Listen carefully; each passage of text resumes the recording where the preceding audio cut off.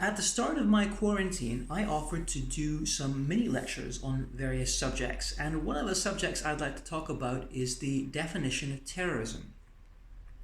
Why would I like to talk about this? Well, definitions of terrorism are both widely varied and very contentious, right? Because at least in ordinary conversations, to call something terrorism is to call it evil or morally wrong. And so I think the reason why there's so much debate over what terrorism actually is because what you define as terrorism determines the boundaries or parameters of right and wrong when it comes to the use of violence.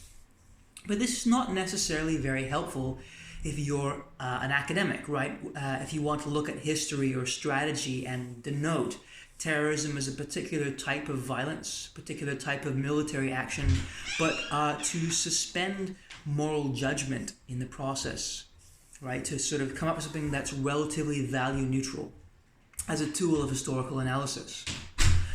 So let's talk about what a more value neutral definition might look like, or how we might create a definition that lets us do that.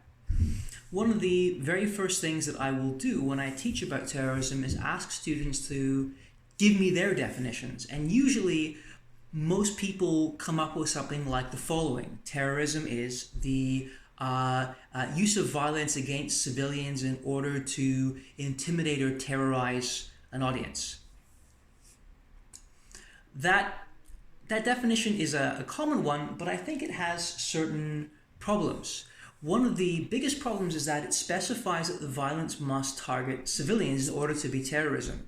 And I don't think that's actually the case. And there are a couple of reasons for this, or rather I should say there are a couple of reasons why I don't think that definitional condition is a very good one.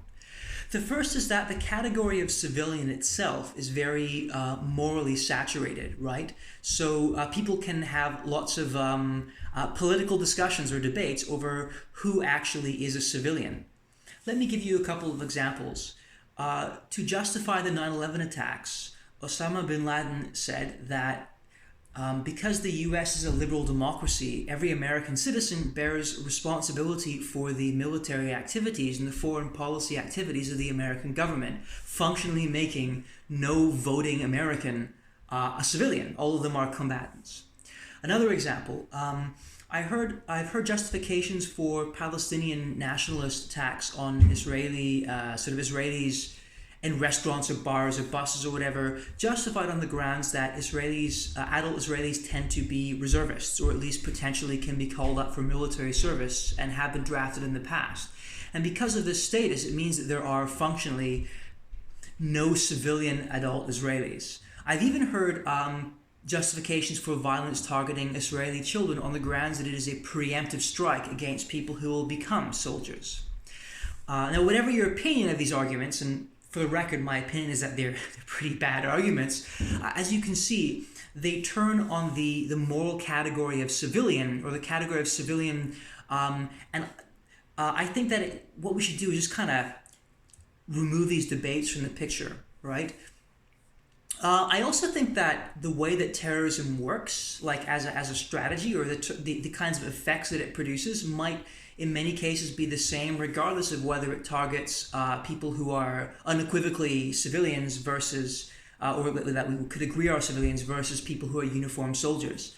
Again, to use the example of Israel, most Israeli soldiers are 18 to 21, they're young people, they kind of have a status as like everyone's children. Not precisely equivalent to civilians, but people care about them. And so if somebody drives a car into a crowd of Israeli soldiers at a bus stop waiting to return to base, that might produce the same sort of social effects or psychological effects amongst the public as an attack on people in a restaurant, right? So I'm not saying that terrorism will always produce the same effects, or that violence will always produce the effects of terrorism, whether it targets combatants or non-combatants, but it could.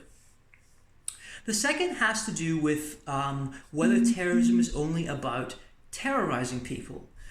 So you think that it would be because it's got the word terror in the name, but this isn't actually true, or at least historically, the sorts of violence that's been called terrorism can serve a couple of other important objectives as well. One major one is inspiration. if you look at the earliest terrorism, the bombings and stabbings of aristocrats in Europe by anarchists, you see that the goal here is not so much to scare aristocrats, but to show show an audience or show the public that the most powerful people in society are vulnerable, and that you too can spontaneously rise up and attack the aristocracy.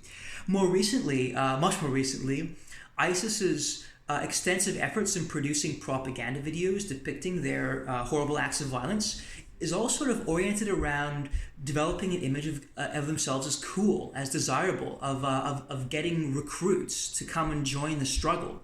And as awful as it might be to think about like grotesque acts of violence as a marketing campaign or as being inspirational, that actually was the effect on a significant proportion of people. So also terrorism can be about provoking, right? Terrorism can be about provoking a disproportionate and indiscriminate counterterrorism response, amongst its victims, amongst a government that has whose people has been made victim of terrorism. And the idea is that disproportionate response will harm a lot of people by accident or in its kind of indiscriminate scope, and that those people harmed by counterterrorism will start to become more sympathetic to the agenda of the terrorists, or will become less sympathetic to the government that was originally targeted. So this shows that terrorism can serve actually three distinct objectives, not just intimidation, right? Not just terrorizing or intimidating people into concessions, but also inspiring or provoking them.